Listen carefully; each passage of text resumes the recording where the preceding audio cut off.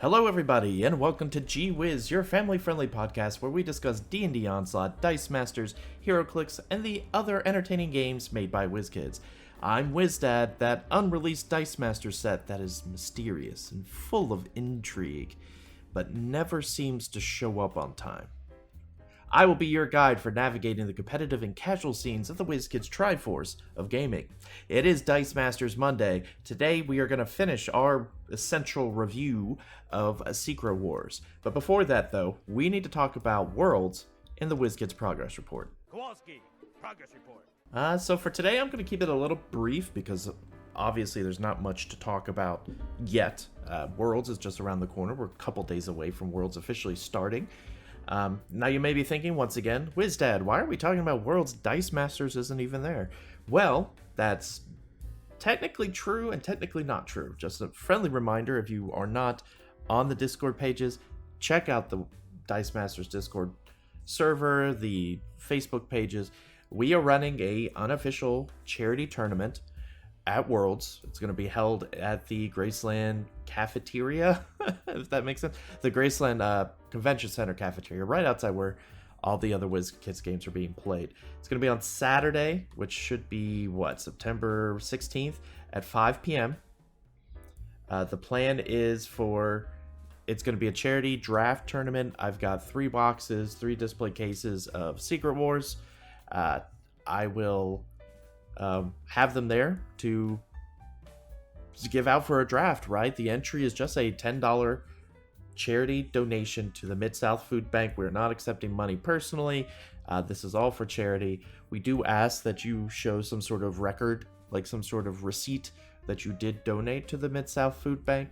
That'd be great because we want to be able to say at the end, hey, we raised this much money. Right now, it looks like we've got probably like 10 people, maybe, or more.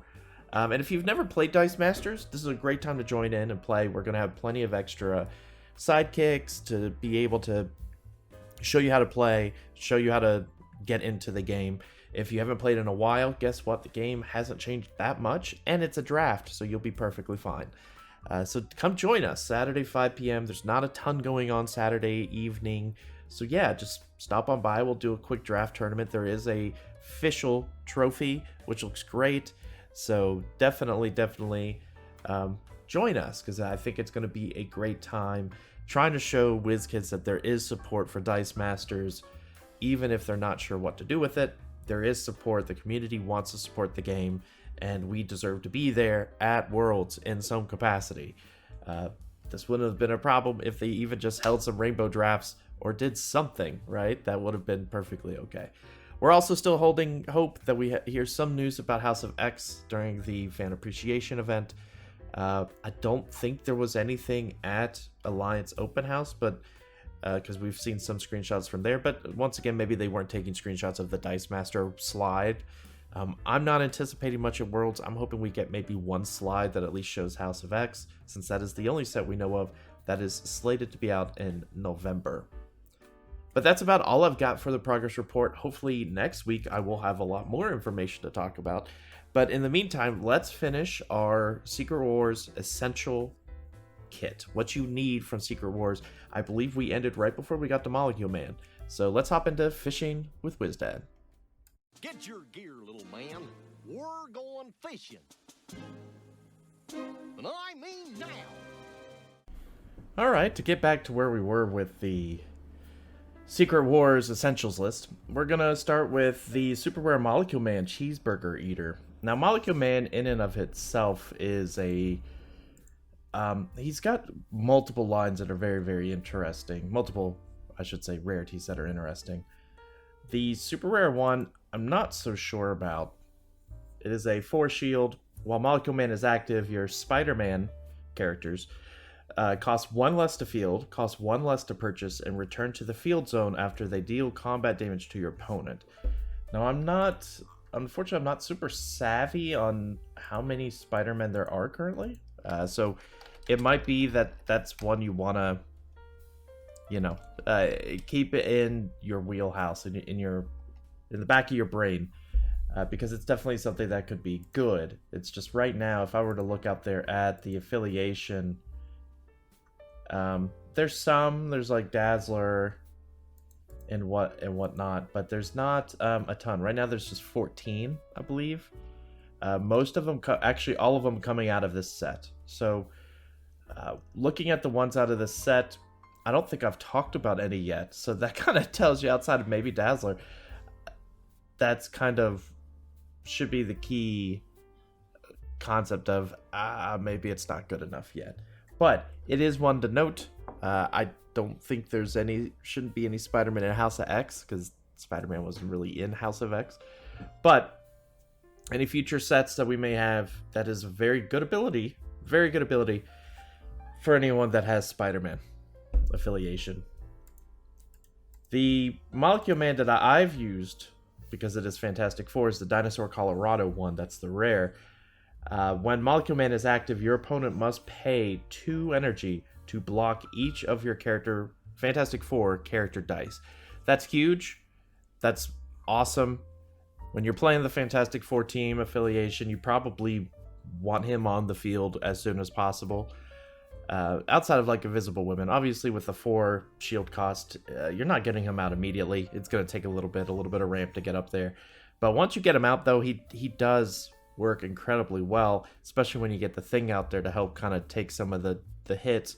He's able to kind of sit out there freely and make your opponent really think about, do they want to pay the energy to block your characters? And once you get those Invisible Women going, and once again, I'm not talking purely about just the alternate win condition version, but when you get those Invisible Women out that are hitting for 4 or 5, it could steamroll out of control, especially if they can't afford to block you.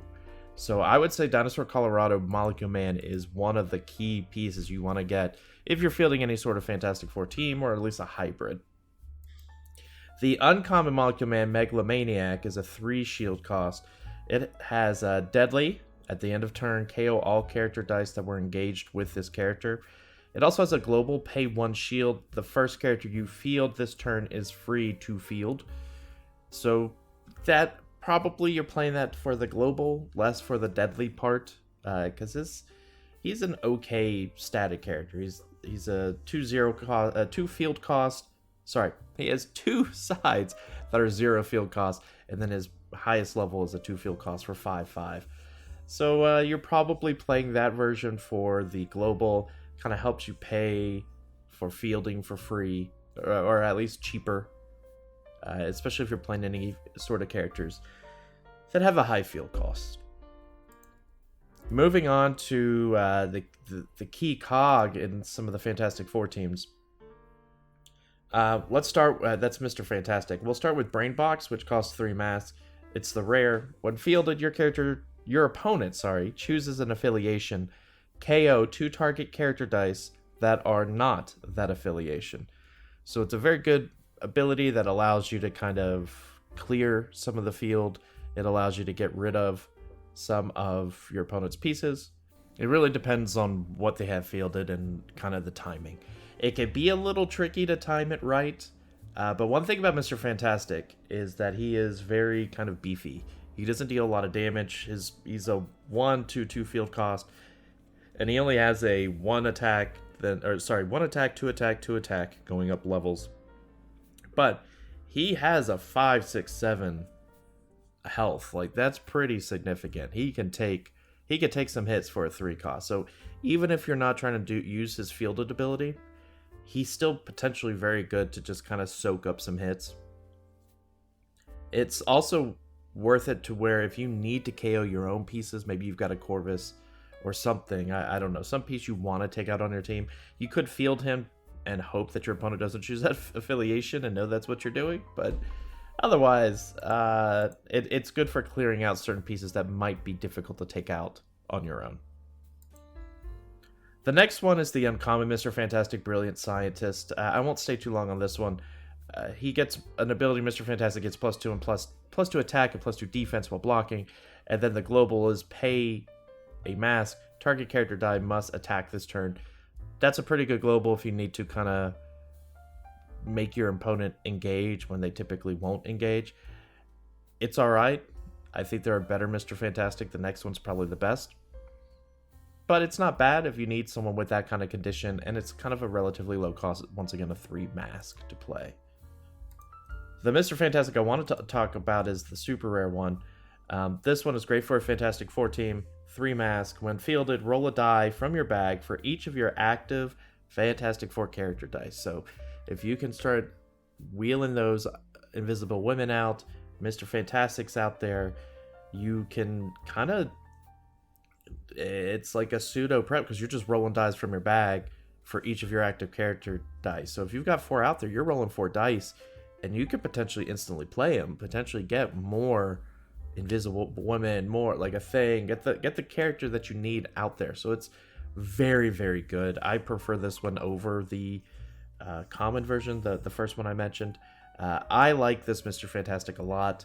I played him on my Fantastic Four team, and he enabled a lot of things, especially since that team does not have a lot of prep. It's relying on your opponent's prep. So this is very, very nice. Continuing forward, we're going on to Namor. Namor, I'm not going to spend a lot of time on because I don't feel like Namor's that great, but because he's Fantastic Four, he's worth talking about. There's the Common King of the Deep. You could pay, he has, when he blocks or is blocked, he gets +3 attack. He's a 3-cost shield. Global, pay a shield, target character die gets +1 defense. Okay, that's nice. The 4 shield, the rare, I should say, leading the Cabal, 4 shield cost. When Namor is active, your opponent must pay 3 life to declare blockers. That's better. You're not playing. You're not playing that version of Fantastic Four because it's a villain. So that one's probably not seeing a lot of play, except for maybe on a villain team. I could see that being a kind of a pseudo Molecule Man of requiring your opponent to pay life to declare blockers. And then finally, you've got the uncommon one, Warring with the Surface. He has Fantastic Four and then the Infinity, I guess, team affiliation. When fielded, each player draws 3 dice and fields all sidekicks drawn this way. Each player places the remaining dice in their bag or used pile. That's fine, getting more sidekicks out there if you got a Corvus or something that could kind of eat those, or a Dark Phoenix Global that you want to kind of take away some of those sidekicks. Not bad to go ahead and field him. He's not bad cost-wise, like a 4-cost shield, 3 attack, 3 defense, 0 field cost. Level 2 is a 1 field cost, 4 attack, 4 defense, and then a 2 field cost, 5/5 for his level 3. Not bad. Overall, Namor's kind of a bit underwhelming. And then finally, well, not finally, we've got quite a few more to go. Let's talk about the Phoenix Force Cyclops. I've heard a lot about Phoenix Force Cyclops. This one is bonded to the Force, a common. He is a 5 lightning bolt cost. When fielded, choose an opposing character card, canceling all previous choices. That character gets -5 attack while Phoenix Force Cyclops is alive. Phoenix Force Cyclops, it can be very, very beefy, especially if you get to his level 3. His level 3 is a 3 field cost, which is pricey, but you get an 8 attack, 10 defense. Like, that's massive. You could argue his 2 cost is better, 7/7s, because, 7/7 is still very, very good, but a 10 defense is pretty incredible just for that cost. And then you've got the Fighting Against Doom, the super rare 5 lightning cost. When fielded, choose an opposing character card, canceling all previous choices. Your opponent can't field that character die until Phoenix Force Cyclops leaves the field zone. Global is pay... I can't see what that is. Pay something. It's probably a lightning bolt. Pay a lightning. Move a Phoenix Force die from your use pile to your field zone at its lowest level. That's fine. That's useful if you're playing a Phoenix Force type team. I believe this is the Phoenix Force Cyclops that people were talking about helping counter Master Mold, because you can say you can't field that die until he leaves, and he's kind of relatively hard to take out because he could be a bit beefy. So he is kind of a counter. Drax is better, but technically you could play both. So this is not bad if you don't have Drax. He could do more damage. He could do something that, Drax can't do. And then finally with Phoenix Force Cyclops, we've got Surviving the Metaverse. 6 cost lightning. While Phoenix Force Cyclops is active, this is the rare. When Phoenix Force Cyclops is active, at the start of your opponent's attack step, they pick an affiliation. Only sidekick and characters of that affiliation may attack. So if they are a team that's not really Not like a team affiliated, right? Not like a, Fantastic Four, but if they're playing kind of a mishmash, that could bite them a bit. I don't know if the Fantastic Four the Sentinels have a team affiliation, but either way, it's interesting. The 6 cost is a little sad though. That's kind of pricey. Now moving into another basic action, we're going to talk about Pirate Broadcast. That's a 3 cost. The ability on it is cancel any persistent global ability effects. Neither player may use global effects until the end of your turn. Prep a die from your bag. That's solid. And then you've got the global pay 1 energy. Target global ability cannot be used until the start of your next turn. Use this global ability only once per turn. So that's useful for some of those globals that are a little bit oppressive. If you know your your opponent really needs some prep, you can kind of use that the global to kind of shut off their prep capabilities, especially if you're fielding a team that doesn't have prep yourself. So it's a very useful basic action. I would say that you definitely want to have a copy of it, because especially if globals continue to grow and there's some more oppressive ones, being able to kind of just pay an energy and turn it off for a turn could be pretty clutch. Not gonna lie. Very, very clutch. Next, we've got Rare Scarlet Witch Wanda, 5 energy cost. When fielded, ignore all text on opposing character cards until end of turn, including global abilities. So that's very good. Obviously, her field costs for levels 1 and 2 are 0 and 1 on her level 3. Ignoring all text on opposing character cards is great. She is kind of frail, so she could get kind of taken out pretty quickly. So you would want to have some sort of protection there. She is X-Men team affiliation, so there might be something to work with there. Anything that helps ignore text and like kind of wipes cards is important to think about, and probably important to have. I have not yet seen a team, not that I'm cognizant of every team, but I haven't seen a team with her yet, but she is definitely one to keep in the back of your brain, especially with House of X. House of X adding a lot more X-Men. There's definitely potential there. Not that we need more X-Men, right? Next up, we've got the Sheriff Strange, Isle of Agamotto. Isle of Agamotto. It's the common. While Sheriff Strange is active, when you use an action die, re-roll target character die. That's pretty good, I guess. It's not bad. Being able to re-roll a target character die, especially if it's something that's level 3 and you kind of want to turn them down to an energy. The potential is there. You have to use an action die, so it would have to be built on a team that heavily uses or somewhat uses their action die. So just keep that in mind if you're picking him up. But he is something that allows you to re-roll target character die, which is important to note for future reference. Up next, we have the Shocking Grasp basic action. That's a 2 cost. It's a common. Deal 1 damage to a target character die. If that character is KO'd by this damage, you may prep this die. So it's like a pseudo prep if you see that your opponent is playing a lot of low-level characters. Now, I don't know if this works against sidekicks because it says character die. So I don't think you can just take out your opponent's sidekicks. But it is useful as kind of a pseudo prep because you can use it to kind of take out your opponent and prep a die, which is always nice. So it's one to have on hand.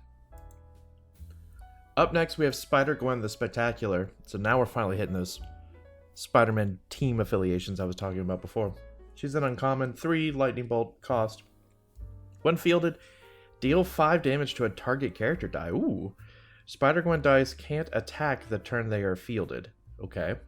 She has a global pay 1 lightning energy. If target die deals combat damage to your opponent, put it into your bag instead of the use pile. Okay. That could be useful. That could be very, very useful. The key thing with her, like Invisible Woman, she is a 0 field cost. So she kind of doesn't really work with Molecule Man because she doesn't have a field cost to begin with. But 0 field cost for all 3 levels. Dealing that 5 damage when she's fielded, she can't attack, obviously, but just dealing the blank 5 damage is great because she does not do 5 damage on her own. That's good. Like, she's very good. I always like 0 field cost units because there's always those times when you're like, oh, I got my big person out there. I wish I had one more person. And it's nice having the Spider-Gwen, the Invisible Women out there to be able to kind of be another presence on the field. Up next, we have Spider-Man Black Suit, super rare. He's got the Avengers and Spider-Man team affiliation, 5 fist cost. Opposing non-fist character dice get -1 attack, -1 defense. And this one's used for the global for sure. Global, pay 1 fist, spin an opponent's fist character down 1 level. Anytime you have something that spins a character die down, that could be very, very clutch, especially if it's a global. He's good on his own. He only has 0 field cost for level 1, level 2, 3 is a 1 field cost, but he gets to a 5/5, which isn't bad. You could get that to a 0 field cost if you play Molecule Man, obviously, but that's not bad at all. There's a lot. I don't know what the average symbol is nowadays for teams, but I can't imagine a lot of them are fist. I mean, I'm sure there's plenty, but that is interesting. He's definitely one you want to keep an eye on. Up next, we've got Star-Lord, Black Vortex, 3 fist cost, super rare. He's got the Guardians of the Galaxy team affiliation. He's got Team Watch, deal 2 damage to target character die and prep a die from your bag. I don't know how many Guardians there are currently. I assume with Infinity there's a decent amount, right? Yeah, there is a decent amount out there. Yeah, obviously Drax.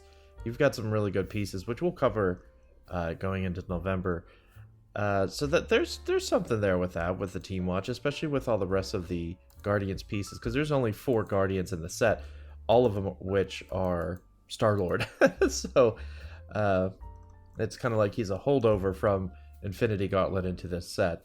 But if you're playing in Guardians of the Galaxy team, he seems like to be a decent one to field. He's only a 3 cost to purchase, and that Team Watch is pretty good.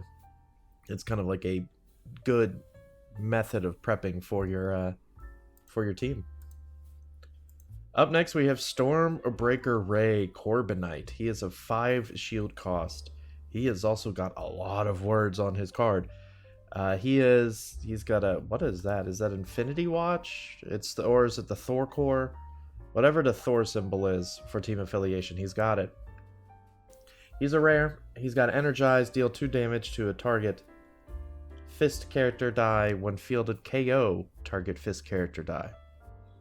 Cool. Global, pay 3 energy. Roll a character die from your used pile. Field it if it shows a character face. Can only be used if one of your character dice was spun to an energy face or re-rolled this turn. So that seems very situational. But he's pretty good on his own. Like, I don't know how strong the Thor core is. But it is interesting. Looks like there's actually a decent amount in the set and a decent amount in Infinity Gauntlet. So it's something to keep an eye on. I don't mind it. It's a useful global. Like I said before, almost every global you should keep an eye on. Almost every global is something you should note in your little memory bank of, hey, this character exists, we need to keep an eye on it. Up next is Terrax, Namor's Cabal, 6 cost fist. Rare, when Terrax is active, when one of your character dice is KO'd, deal 4 damage to a target character die. So that's actually really, really good. Really, really good, because you can there's capabilities of KOing your own characters. Obviously with like Dark Phoenix or Corvus or something, you have capabilities of just KOing your own character dice, and so being able to use that to kind of farm Terrax's ability of dealing 5 damage to a target character is useful to deal damage without having to actually like attack with like fielding a character and attacking with it. So that's useful. I don't know off the top of my head what teams would use it, but I'm sure there are. Ooh, this one's interesting. Up next is the Maker Betrayer, 5 mass cost rare. When fielded, spin X of your character's dice to energy faces. Then spin X target opposing character dice to energy faces. That is neat. That is very neat. It's a villain. That really kind of just... It's a way to manipulate your opponent's board at the cost of your own. But if you are... if you have bunch of characters out there, you're able to field a lot and able to kind of just manipulate their field by turning yours down to energy, and they have to turn theirs down. That's very, very interesting. Very cool. He doesn't do much damage. He's a very defensive piece. But that's cool. I like that. I've learned when I've played in the Worlds Tournament that having manipulation to spin down characters is very, very strong. All right, we're in the stretch run now. Up next is the Siege Perilous. Now, I have not covered a lot of epic basic actions. I know there were some in the we had the Cosmic Cube in the previous one, but for a set that has a lot of these cool like cosmic items, epic basic actions essentially, there's not a lot on the list. I wonder how useful they actually are. But this one is the Siege Perilous. It's a 4-cost. Each player rolls all dice from their prep area and used pile, and each player may immediately field all of those character dice for free. Ooh. Ooh, boy. That is probably a epic basic action that is kind of outside my familiarity. I can see there being a team that basically preps a bunch, gets a lot of pieces in their used pile, and then strategically plays this so that way they can suddenly field all their characters. Don't think you're really pulling that off with Fantastic Four. That'd be cool if you could. Probably not, but being able to field all of those for free, that's interesting. That is very interesting. But it is an epic basic action, so there are the parameters for being able to do that. So just keep that in mind. Now comes back to Fantastic Four. Speaking of it, we're up to Thing. I almost said Thawne. Thing, Brawn of the team. He's a rare 6 fist cost. When fielded, put a +1 attack and +1 defensive token on each of your Fantastic Four characters. Super solid. He actually is a Fantastic Four prep. He has the global pay fist. Once per turn, on your turn, prep a die from your bag. So he is kind of like the Fantastic Four prep. Unfortunately, though, it's really hard not to want to play one of his other cards. When I was building Fantastic Four, working with Jocelyn and Kim on building my Fantastic Four team, I really wanted to fit him on there, but it's so difficult because you need the other you need the other thing, which we will talk about now, and that is the uncommon, the Shield Thing. The reason why you want this one, it's a 5 fist cost. While Thing is active, your opponent can't target your other character dice. Just period. They can't target it. That's super duper strong. That means they have to figure out how to solve and take care of Thing, which you could argue is pretty easy sometimes, depending on what you got, but he's also beefy. If you get him on level 3, he's a 7/7, so he could take some hits. Having him and Molecule Man is kind of the golden combo with Fantastic Four, because you have Thing out there, then you have the Molecule Man that makes it where they have to pay 2 energy to block, and you just keep attacking, and they can only really target Thing. And it is very, very, very dangerous. Very dangerous. Now, obviously, you can wipe out his card, whatever, with something like Typhoid or something like that, or never field him. I've been Draxed before, but it's very, very interesting. Next up, we have the Wallop basic action. It's a 4-cost. KO target level 1 character die. And then if you get the double asterisk, instead, KO target level 1 or level 2 character die. And then you have a global pay fist. Target blocked character die deals no damage. Solid. I know this is a reprint. Target blocked character die deals no damage. That's pretty good. If you want it to be. KOing just a level 1 character die could be good also. But like most basic actions, it's kind of very situational. And then last but not least, we've got Wolverine, Your Play Hero, an uncommon. 4-cost fist. When Wolverine KOs a character die, add it to your owner's bag instead of sending it to the prep area. And then he has the kind of traditional Wolverine global at this point. Global, pay a fist. Once per turn, on your turn, prep a die from your bag. So he gives you a global prep, which a lot of teams use nowadays. A lot of teams like. Who doesn't like getting more dice out of their bag, right? So Wolverine is definitely one you want to hold on to, especially if you don't have the super rare Wolverine. Especially since we don't know if rotation or if rotation's even happening. But when it does, there exists the realm of possibility that Dark Phoenix will go and Secret Wars will still exist. So you probably want to keep that handy. So that is pretty much all of the essential list of Secret Wars.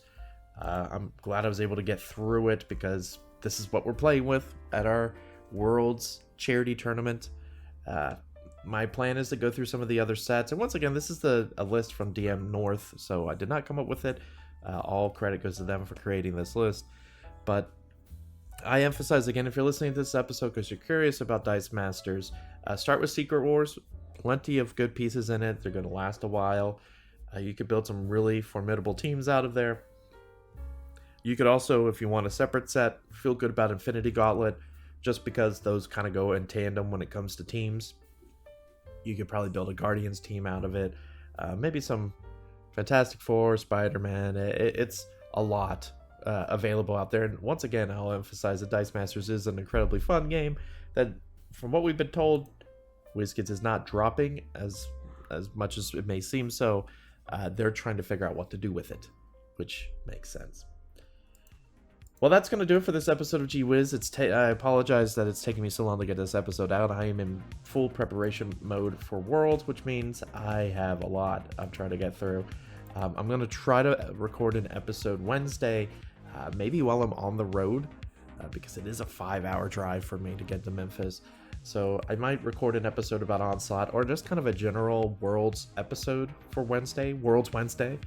Just kind of talking about my general opinions about Worlds, my feelings about all the games. I know I've been talking about it incessantly for the past few weeks, and I'm sure some of you are more than happy for Worlds to be over.